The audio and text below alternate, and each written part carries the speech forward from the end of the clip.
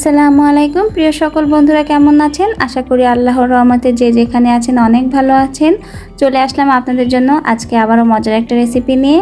আজকে আপনাদের সাথে শেয়ার করছি ঝিঙে দিয়ে শিং মাছের মজার একটা রেসিপি। আর এটা যেমন গরমের জন্য পারফেক্ট একটা রেসিপি, শরীরের জন্য কিন্তু খুবই উপকারী একটা রেসিপি।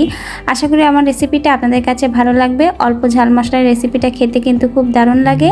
তো অবশ্যই ভিডিওটা দেখার মাঝে সকল বন্ধুদের কাছে অনুরোধ রইল, শুরুতেই একটা লাইক দিবেন এবং নতুন যে সকল বন্ধুরা আজকে ভিডিওটার সঙ্গে থাকবেন তারা অবশ্যই সাবস্ক্রাইব করে পাশে থাকবেন এবং পুরনো যে সকল বন্ধুরা রয়েছেন তাদের সকলের কাছে অনুরোধ রইল লাইক দিয়ে সম্পূর্ণ ভিডিওটার সঙ্গে থাকবেন।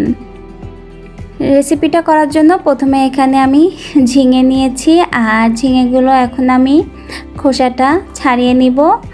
আর খোসাটা ছাড়িয়ে আমি কিন্তু এটা ধুয়ে কেটে নিয়ে চলে আসলাম। আর সাথে আমি শিং মাছটাও ভালো করে ধুয়ে পরিষ্কার করে কেটে নিয়েছি।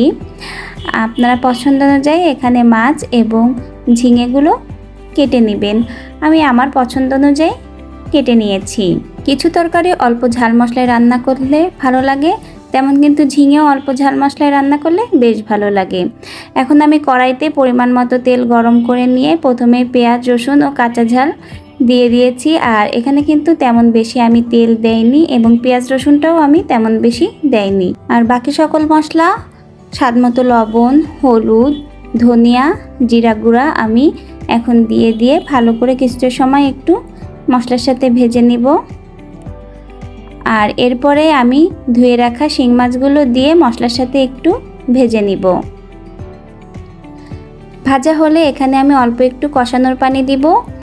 আর এই কষানোর পানিটা দিয়ে এর ভিতরে কেটে রাখা ঝিঙেগুলো দিয়ে দিব।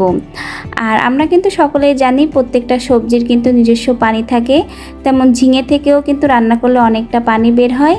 তো ঢাকনা দিয়ে আমি কিছুটা সময় ঝিঙেটা রান্না করব। দেখুন, কষানোর যে পানিটা দিয়েছিলাম তার থেকেও অনেকটা বেশি পানি এখানে বের হয়েছে। আর কিছুটা সময় আবারও ঢাকনা দিয়ে রাখলে কিন্তু ঝিঙে থেকে সব পানি বের হয়ে যাবে আর ঝিঙে অনেকটাই নরম হয়ে যাবে। দেখতেই পাচ্ছেন আমার কতটা পানি বের হয়েছে ঝিঙে থেকে অনেকটা পানি বের হয়েছে, তাই অল্প একটু ঝোলের পানি দিয়ে দিলাম। খুব বেশি পানি দেয়নি কারণ ঝিঙেটা অলরেডি সেদ্ধ হয়ে গেছে। দেখতেই পাচ্ছেন ঝিঙেটা নরম হয়ে গেছে। ঢাকনা দিয়ে আমি আরও কিছুটা সময় রান্না করে নিব।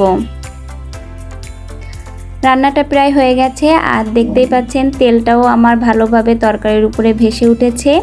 স্বাদ অনুযায়ী আপনারা রান্নার মাঝে ঝাল লবণটা একটু চেক করে নেবেন। আর ঝোলের পরিমাণটা আপনারা আপনাদের পছন্দ অনুযায়ী রাখবেন। যদি আপনারা ঝোলটা কম রাখতে চান সে অনুযায়ী রাখবেন, আর বেশি রাখতে চাইলে সে অনুযায়ীও আপনারা রাখতে পারেন। তো রান্নাটা আমার প্রায় কমপ্লিট হয়ে গেছে। আমি মিডিয়াম পরিমাণ ঝোল রেখেছি, খুব বেশিও নয় কমও নয়। আর স্বাদ অনুযায়ী ঝাল লবণটা চেক করে আমি নামিয়ে নিচ্ছি। তৈরি হয়ে গেল আমার ঝিঙে দিয়ে শিং মাছের রেসিপি। আর এই রকম একটা রেসিপি কিন্তু এই যে গরম পড়েছে, এই প্রচণ্ড গরমের জন্য পারফেক্ট একটা রেসিপি। আশা করি বাসায় যদি রান্না করেন পরিবারের সকলে অনেক পছন্দ করবে।